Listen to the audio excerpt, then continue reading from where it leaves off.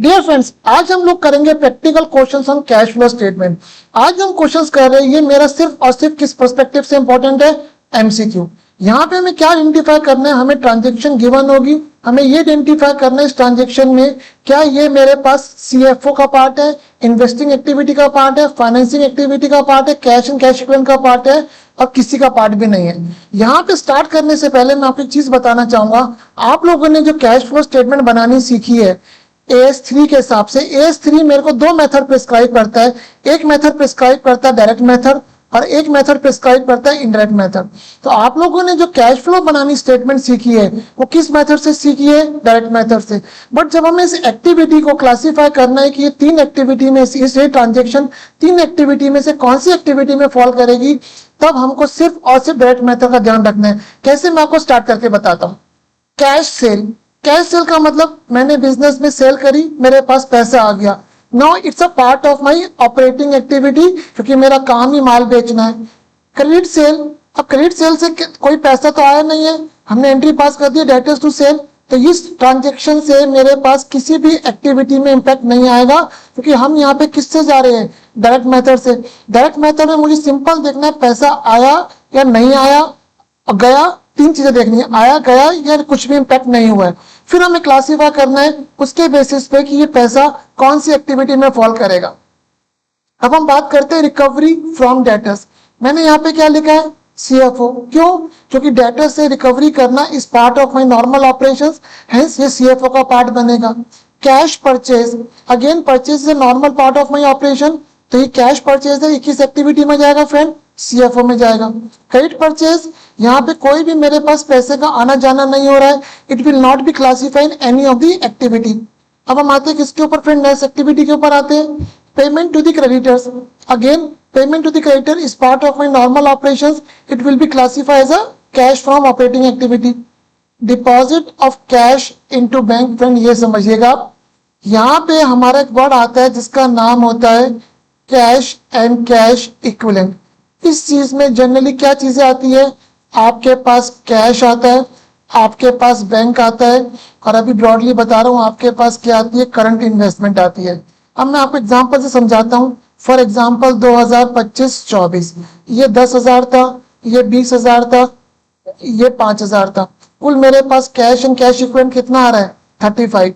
अब ये हो गया 5,000, ये हो गया 25,000 रुपए, ये हो गया 5,000 रुपए। कैश एंड कैश इक्विवेलेंट कितना हो रहा है, 35। यहाँ पे मैंने क्या करा, कैश 5,000 रुपए से किस में डिपॉजिट कर दिया, बैंक में, but overall cash and cash equivalent पे कोई इंपैक्ट नहीं आया। तो deposit of cash into bank will neither be my operating activity, investing activity, financing activity, it will be simply classified as a cash and cash equivalent. Sale of marketable securities being cash equivalent, अब यहाँ पे current investment को मैं बेच के, यहाँ पे current investment को बेच देता हूँ और मेरे पास कैश बढ़ के 10 हो जाता है। अगेन मेरे पास overall cash and cash equivalent में कोई भी चेंज नहीं आया। Again sale of marketable security being cash equivalent will fall under the cash and cash equivalent. Receipt of interest and dividend by a non finance company, friend दो तरह की हम company को क्लासिफाई कर सकते हैं, एक फाइनेंस कंपनी और एक non finance company. Finance company कौन, जिसका काम है पैसा लेना पब्लिक से और कंपनियों को पैसा देना। Non finance company other than अ फाइनेंस कंपनी, हम सिंपल कह सकते हैं मैन्युफैक्चरिंग कंपनी, इसका काम से कपड़ा बनाना है। अब उनको इंटरेस्ट और डिविडेंड मिला है। इंटरेस्ट और डिविडेंड कहाँ से मिला होगा, जब उन्होंने कोई इन्वेस्टमेंट करी होगी। तो जो इंटरेस्ट और डिविडेंड नॉन फाइनेंस कंपनी को मिला है, ये किस एक्टिविटी का पार्ट बनेगा, इन्वेस्टिंग एक्टिविटी का, क्योंकि उनको उस इन्वेस्टमेंट पे रिटर्न मिल रहा है। Receipt of interest and dividend by a finance company, और फाइनेंस कंपनी का काम क्या होता है, दूसरी कंपनियों को पैसा देना या दूसरी कंपनियों के शेयर्स में इन्वेस्ट करना, ये इनके नॉर्मल ऑपरेशंस का काम है फाइनेंस कंपनी का। तो हेंस उनको जो इन्वेस्टमेंट पे इंटरेस्ट और डिविडेंड मिल रहा है, it will be classified as a cash from operating activity. अब हम आते हैं sale of investment by non finance company. एक मैन्युफैक्चरिंग कंपनी है, उसके पास कोई इन्वेस्टमेंट्स थी, उसने बेच दी। Now the sale of investment by non finance company is not a part of daily operation of non finance company. Hence जो उन्होंने इन्वेस्टमेंट बेची है, इससे पैसा जो आया है, it will be classified as a cash from investing activity. Sale of investment by the finance company, और फाइनेंस कंपनी का काम क्या है, दूसरी कंपनियों में इन्वेस्ट करना। तो अगर वहां पे उन्होंने कोई इन्वेस्टमेंट बेची है, is a part of their normal operation, तो जो sale of investment by finance company है, it will be classified as a cash from operating activity.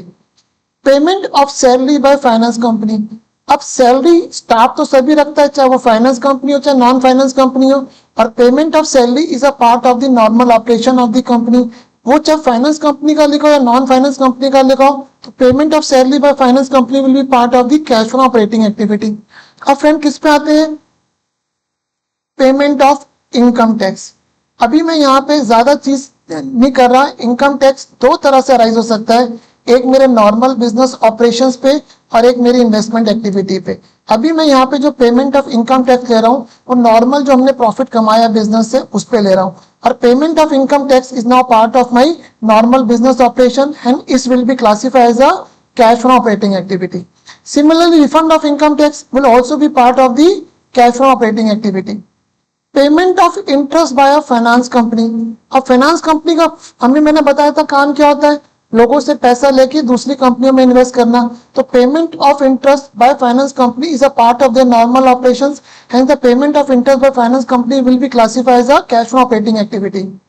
Payment of interest by a non finance company, अब non finance company का मतलब एक manufacturing company है, उन्होंने loan लिया और उस लोन पे इंटरेस्ट पे कर दिया, तो उन्होंने जिस लोन पे इंटरेस्ट पे करा है it's a part of there financing activity, क्योंकि उन्होंने फाइनेंस लिया उस पर पेमेंट ऑफ इंटरेस्ट फाइनेंस पे लेना is a part of my financing activity, hence will classify as a cash from financing activity. अब हमारा friend purchase of investment by a finance company. अब इन्वेस्ट फाइनेंस कंपनी का मैंने बताया काम क्या है, लोगों की कंपनियों में लोगों को पैसा देना और लोगों की कंपनियों में इन्वेस्ट करना। तो हेंस अगर उन्होंने कोई इन्वेस्टमेंट परचेज करी है मार्केट से, तो it's also part of their normal operations, it will be classified as a cash from operating activity. Purchase of investment by non finance company, अब नॉन फाइनेंस कंपनी का काम इन्वेस्ट करना नहीं है, तो अगर वो अपने बिजनेस से हटके को इन्वेस्ट कर रहे हैं, it will be classified as a cash from investing activity. Purchase of fix assets, ये तो लॉजिकल है, कहाँ पे जाएगा, कैश फ्रॉम इन्वेस्टिंग एक्टिविटी में, चाहे यहाँ पे फाइनेंसिंग कंपनी हो या नॉन फाइनेंसिंग कंपनी हो। अब आते friend purchase of fix asset bye issue of shares. हम लोगों ने एसेट परचेज करी है बाय इशू ऑफ शेयर, इसका मतलब मैंने एक एंट्री पास कर दी friend, machine account debit to share capital. ना इस ट्रांजेक्शन में कोई भी कैश का आउटफ्लो नहीं है, तो आंसर क्या होगा, none of them. Rent receive from building use for a business purpose, हम लोगों की फ्रेंड एक फैक्ट्री है, हमने वो फैक्ट्री में से एक फ्लोर किराए पे दे दिया जो हम बिजनेस के लिए यूज कर रहे थे, तो उससे जो मुझे रेंट आया वो रेंट को मैं किस एक्टिविटी में क्लासिफाई करूंगा, कैश फ्रॉम ऑपरेटिंग, क्योंकि बिल्डिंग मेरे बिजनेस ऑपरेशंस के लिए यूज हो रही थी, उससे मैंने कोई इनकम कमा ली। दूसरा मैं लिख रहा हूं rent receive from building held as an investment. अब आपने एक बिल्डिंग ले रखी है, आप जिसपे बिजनेस नहीं कर रहे हो, आपने इन्वेस्टमेंट पर्पस के लिए रखी है कि भाई रेट बढ़ेगा तो मैं उसको बेच दूंगा, तो अगर वो आपने for the time being building किराए पे दे दी, उससे जो आपको रेंट आया it will not be classified as an operating activity, it will be classified as a, मैं यहाँ पे फाइनेंसिंग लिखा फ्रेंड्स, मेरी गलती, कैश फ्रॉम इन्वेस्टिंग एक्टिविटी, क्योंकि इन्वेस्टमेंट करी थी उसका रिटर्न आ रहा है। Rent receive by a real estate company, real estate company कौन सी होती है, जो लैंड बिल्डिंग में डील करती है, उन्होंने कोई बिल्डिंग बनाई उसको किराए पे चढ़ा दी, अब उनका काम होता है तो बिल्डिंग बना के बेच दे या बिल्डिंग को किराए पे चढ़ा दे, तो अगर उनके पास रेंट आ रहा है रियल एस्टेट कंपनी को, it's a part of their normal operation, तो किस कैटेगरी में क्लासिफाई होगा friend, cash from operating activity में। Issue of shares by finance company, अब देखिए फाइनेंस कंपनी हो या नॉन फाइनेंस कंपनी हो, किसी का भी काम इशू ऑफ शेयर्स नहीं हो सकता है। शेयर्स तो एक बार मालिक लाता है पैसा, चाहे फाइनेंस या नॉन फाइनेंस हो, तो इशू ऑफ शेयर से जो पैसा आ रहा है it will be classified as a financing activity. अभी तक हमने पढ़ा था नॉन फाइनेंस फाइनेंस कंपनी में जहाँ इन्वेस्टमेंट की बात कर रहे थे या लोन लेने की बात कर रहे थे, अगर मालिक पैसा लेके आ रहा है चाहे वो फाइनेंस कंपनी हो नॉन फाइनेंस कंपनी हो, वो हमेशा किस कैटेगरी में क्लासिफाई करेंगे, फाइनेंसिंग एक्टिविटी में classify. Issue of debenture bye non finance company, friend यहाँ में गलत दिख गया, non finance company manufacturing, issue of debenture का मतलब हमने लोन लिया है, तो नॉन फाइनेंस कंपनी ने लोन लिया है, वो किस कैटेगरी में क्लासिफाई होगा फ्रेंड, फाइनेंसिंग कंपनी में। Increase in balance in bank overdraft. Bank overdraft क्या होता है? लोन होता है। तो अगर लोन जो हो रहा है वो किस कैटेगरी में क्लासीफाई होगा? फाइनेंसिंग। कि मैंने यहाँ पे कुछ नहीं ले रखा कि फाइनेंस है नॉन फाइनेंस, सिंपल लिखा है increase in balance in bank overdraft, तो it will be classified as a cash from the financing activity. Payment of bank overdraft, हमने बैंक ओवरड्राफ्ट की पेमेंट कर दी, financing activity. Interest paid on bank overdraft, financing activity. Brokerage paid on purchase of security by non finance company. अब non finance company का काम share bye करना तो नहीं होता। अगर वो शेयर बाय कर रहे हैं तो वो कौन सी एक्टिविटी में क्लासीफाई होता है? इन्वेस्टिंग। और शेयर बाय करने पर उन्होंने ब्रोकरेज दी है वो भी कौन सी एक्टिविटी में क्लासीफाई होगी फ्रेंड? मैं फाइनेंसिंग बोल गया था, मेरी मिस्टेक फ्रेंड, थोड़ा फ्लो में स्पीड में बोल गया मैं। वो मेरी किस एक्टिविटी में क्लासीफाई होगा? इन्वेस्टिंग में। मैं दोबारा बोलता हूँ, अगर non finance company shares buy कर रही है तो वो मेरी इन्वेस्टिंग एक्टिविटी का पार्ट करेगा, और उस शेयर बाय करने पे जो ब्रोकरेज पे करी है वो भी किस एक्टिविटी का पार्ट होगा फ्रेंड? इन्वेस्टिंग एक्टिविटी का। Brokerage paid on purchase of security bye a finance company. अब फाइनेंस कंपनी का जो काम है शेयर लेना शेयर बेचना, तो शेयर लेना शेयर बेचना किस एक्टिविटी का पार्ट है उनके लिए? नॉर्मल ऑपरेशंस का। तो जब शेयर लेना और बेचना ऑपरेटिंग एक्टिविटी का पार्ट है तो उसमें जो ब्रोकरेज पे कर रहे हैं वो भी किस एक्टिविटी में क्लासीफाई होगा? ऑपरेटिंग एक्टिविटी में। Loan given bye finance company, finance company का नॉर्मल ऑपरेशन है cash from operating activity. Loan given by non finance company, अब यहाँ पे नॉन फाइनेंस कंपनी ने किसी को लोन दे दिया, से लोन देने का मतलब इन्वेस्टमेंट कर दी। हमने एंट्री क्या बनाई friend? Loan account debit to cash account. अब उन्होंने जो लोन दिया है ये किसी और के बिजनेस में इन्वेस्ट करा होगा, उनका काम ये नहीं है, तो loan given by non finance company कौन सी एक्टिविटी में क्लासीफाई होगा फ्रेंड? इन्वेस्टमेंट एक्टिविटी में। डेप्रीसिएशन ऑन फिक्स एसेट, अब फ्रेंड डेप्रीसिएशन की एंट्री क्या पास होती है? Depreciation to machine. अब इस एंट्री में ना तो कैश आ रहा है ना जा रहा है, तो we will say it's not impacting any of the activity. तो पहला क्वेश्चन आपको समझ में आया होगा। Now let's start another question. State which of the following would result in inflow outflow non flow of cash and cash equivalent and which activity? Dep on fix asset, अभी हमने सीखा था डेप्रीसिएशन से कोई कैश पे impact नहीं आ रहा, नन एक्टिविटी भी कोई नहीं हो, क्योंकि हम बार बार मैं बोल रहा हूं आपको, जब इस टाइप के क्वेश्चन आएंगे तो हम लोग कौन सा मेथड यूज करें? Direct method. इनडायरेक्ट मेथड में आपने पढ़ा है सीएफओ में निकालते हुए नेट प्रॉफिट में डेप ऐड करता हूं, पर जब इस टाइप के क्वेश्चंस आएंगे तो आपको डायरेक्ट मेथड देखना है। डायरेक्ट मेथड में कुछ नहीं देखना, आपको सिंपल देखना है क्या कैश का इनफ्लो आउटफ्लो हो रहा है या नहीं हो रहा। तो डेप में कोई कैश का इनफ्लो आउटफ्लो नहीं है तो आप बोलोगे नन ऑफ द एक्टिविटी और neither inflow nor outflow. Receive 10,000 from debtors in full settlement of 10,500। अब मेरे पास कितना पैसा है फ्रेंड? इनफ्लो 10 का हुआ है, और डेटर से जो पैसा आता है it's a part of normal operating activity, hence the activity will be cash from operating activity. Sale of fix asset for 20,000 at a loss of 5,000। अब हमने क्या करा है, यहाँ पे हमारे पास सेल ऑफ फिक्स एसेट, यहाँ पे फॉर में लिख गया फ्रेंड, ऑफ रुपीज आएगा, of rupees 20,000 at a loss of 5,000।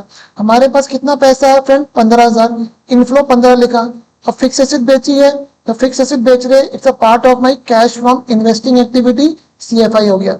Writing off bad debts against provision for bad debts, friend इसकी एंट्री क्या बनती है? इसकी एंट्री बनती है provision for bad debts account debit to bad debts. अब इस ट्रांजेक्शन में फ्रेंड्स कोई कैश का इंपैक्ट नहीं है, तो hence none of this activity, this transaction will fall under none of the activity and there is a no inflow, there is a no impact on the cash. Payment of outstanding salary, it's a part of my normal operation, CFO, outflow 10,000. Cash deposit into bank, अभी हमने ऊपर पढ़ा था, अगर हम cash deposit into bank कर रहे हैं तो इससे मेरे किसी भी कैश एंड कैश इक्विवेलेंट पे फर्क नहीं पड़ रहा, सिर्फ कैश और कैश इक्विवेलेंट के कंपोनेंट चेंज हो रहे हैं। और हमने यहाँ पे पूछा inflow outflow non flow of cash and cash equivalent, तो इस ट्रांजेक्शन से कैश एंड कैश इक्विवेलेंट के कंपोनेंट चेंज हो रहे हैं, but overall cash and cash equivalent पे कोई इंपैक्ट नहीं आ रहा, तो activity none and inflow outflow none. Issue of shares on a conversion of debentures 1 lakh, friend इसकी एंट्री क्या करी? हमने एंट्री पास कर दी debenture account debit to shares. Means अगर सिंपल बोलूं, अभी आपने पढ़ा नहीं होगा, इसकी एंट्री मैंने पास कर दी loan account debit to capital, क्योंकि डिबेंचर मेरी लोन होता है। तो इस एंट्री के बाद अगर आप देखेंगे इस एंट्री में कोई भी कैश का इंपैक्ट नहीं आ रहा, तो कोई एक्टिविटी में फॉल नहीं पड़ेगा, कैश पर कोई इंपैक्ट नहीं आएगा। Sale of marketable securities, again अभी हमने ऊपर पढ़ा था जो मार्केटेबल सिक्योरिटीज है it's a part of the cash and cash equivalent. Again जब हम मार्केटेबल सिक्योरिटी सेल कर रहे हैं तो सिर्फ कैश एंड कैश इक्विवेलेंट के कंपोनेंट्स चेंज हो रहे हैं, this is no overall impact on my cash and cash equivalent, hence none, कोई एक्टिविटी में फॉल नहीं करेगा और कोई भी मेरे को यहाँ पे इंपैक्ट नहीं आएगा। डिक्लेरेशन ऑफ फाइनल डिविडेंड, हमने यहाँ पे डिविडेंड पे नहीं करा है, सिर्फ यहाँ पे डिविडेंड हमने डिक्लेयर करा है। डिक्लेयर करने का मतलब डायरेक्टर्स ने बोला हम डिविडेंड देंगे, तो इस ट्रांजेक्शन से कोई कैश पे इंपैक्ट नहीं आ रहा है, तो कैश पे कोई इंपैक्ट नहीं आया, किसी एक्टिविटी में फॉल नहीं करेगा। Increase in bank overdraft, obviously ये मेरी फाइनेंसिंग एक्टिविटी का पार्ट है, इनफ्लो 50,000 हो गया। Purchase of machine against issue of share, हमने एंट्री पास कर दी friend, machine account debit to share capital, cash पे कोई इंपैक्ट नहीं आया, तो कैश पे नील इंपैक्ट हो गया, किसी एक्टिविटी में फॉल नहीं करेगा। डिस्काउंट रिसीव फ्रॉम क्रेडिटर्स, हमने एंट्री पास कर दी friend, creditors account debit to discount received 5,000, इस एंट्री से भी मेरे कैश पे इंपैक्ट नहीं आया, तो कैश पे कोई इंपैक्ट नहीं आया, किसी एक्टिविटी में फॉल नहीं करेगा। तो ये दो क्वेश्चन होप आपको समझ में आए होंगे कि मुझे किस पर्सपेक्टिव से क्लासिफाई करना है, तो अच्छे से समझ में आया होंगे। तो मेरी sincere request, please do subscribe my channel. Thank you.